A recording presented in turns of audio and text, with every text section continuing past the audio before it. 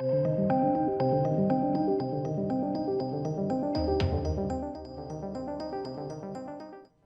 welcome to the channel, ladies and gentlemen. A few people are going to be really annoyed by this news. Star Wars: The Last Jedi director, Rian Johnson, has spoken to Dave Filoni about directing an episode or two of The Mandalorian.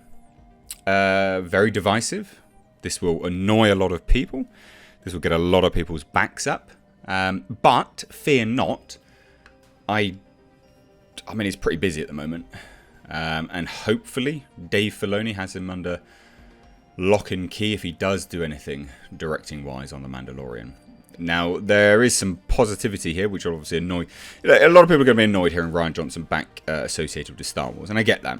I think the differentiation between this and anything else is, of course, the fact that he was given free reign over on The Last Jedi, whereas with respect to The Mandalorian, it's very tight.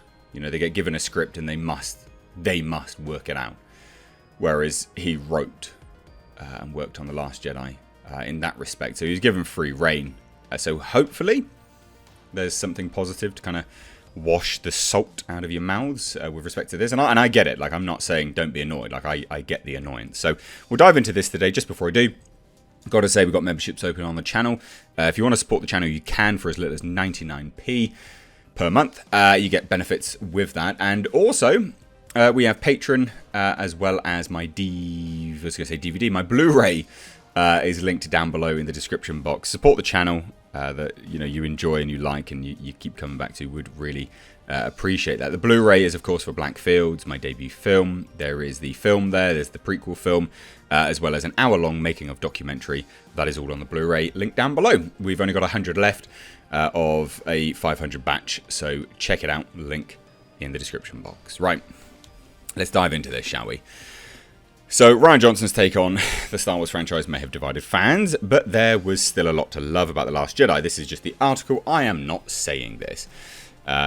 But they note, especially from a visual perspective, Knives Out even earned the filmmaker an Oscar nomination for Best Original Screenplay, and while he's going to be busy with that movie's 2 sequels for a while, it sounds like he's keen to helm an episode of The Mandalorian too. Now, yeah, I mean, he's going to be pretty busy with Knives Out. And, like, Rian Johnson's not horrendous. A lot of people really like Looper. I don't hate Looper, to be fair.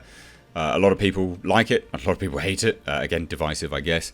USA Today reporter Soraya Wilson recently interviewed Johnson and confirmed that the director has expressed an interest in working on the Disney Plus series, going so far as to discuss it actually directly with Dave Filoni. Now, Dave Filoni and Jon Favreau obviously work very tightly on The Mandalorian together. So it's interesting that obviously he's gone to Dave Filoni. Jon Favreau's the real man here behind this. Dave Filoni's obviously come on board as well, but yeah, it's Jon Favreau. Now, she tweeted this out, and these are her tweets. So she tweeted out very specifically, I asked Rian if he'd ever considered doing an episode of The Mandalorian. So he was asked, he didn't just come out with it. But he did express massive interest. So he said he was dying to, but that for him, it's all about scheduling. Because, of course, he's got Knives Out 2 and Knives Out 3. He's been writing Knives Out 2, and now he's going to go directly into filming it. And that's already confirmed. We know that Netflix have purchased the distribution rights to all of that for massive money, like somewhere in the region of 500 million. It's insane.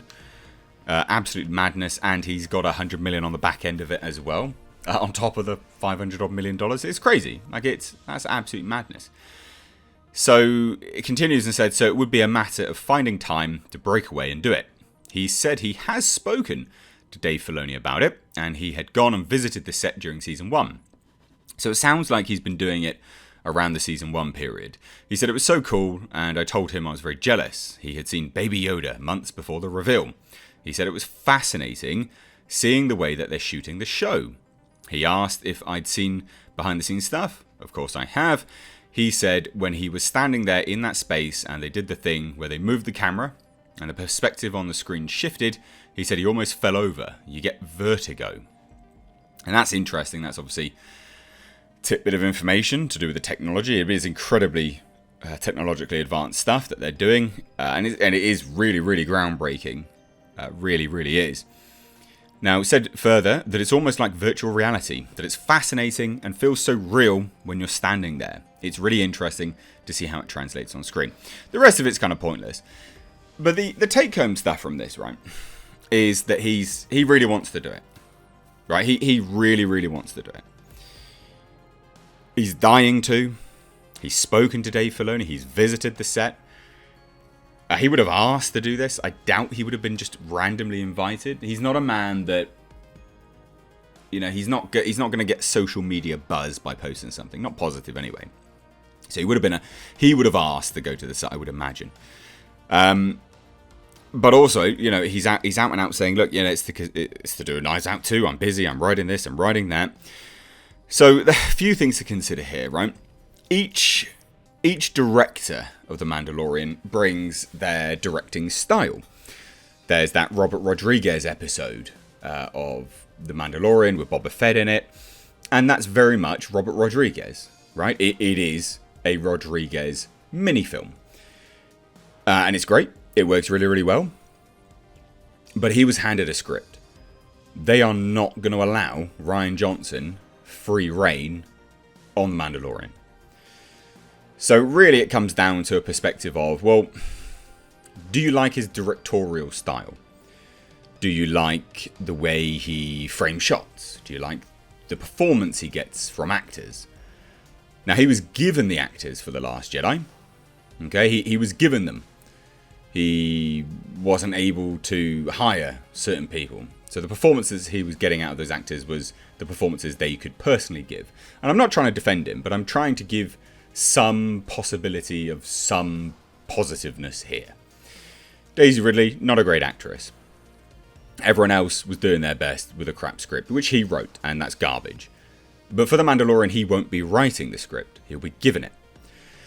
All the actors are hired. He won't be hiring anyone. So the performances that they give will be set in stone from the previous seasons that they've been in. So that's really positive as well. Then it really just comes down to whether you like the directorial style. It's fine. I don't think it's especially unique. So for me, I'd rather him not touch Star Wars again. And the reason why, ladies and gents, is of course, he's divisive. He is someone which just brings negative press to Star Wars. And they don't need any more negative press. They do that enough by themselves. So personally, to me, I don't want to see him attached to The Mandalorian. I don't want to see him attached to any Star Wars stuff, even though he's going to be moving forwards. But it's not as bad as it appears. And I know a lot of people will, rally against this. But, he won't be writing it. And that's where his films and his Star Wars film fell apart. So let me know what you think of this down below. If you're new here, do hit subscribe. Thanks so much, though. Take care.